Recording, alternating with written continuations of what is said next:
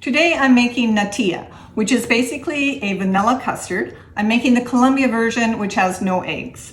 I'm layering some nuts in between. Watch how easy.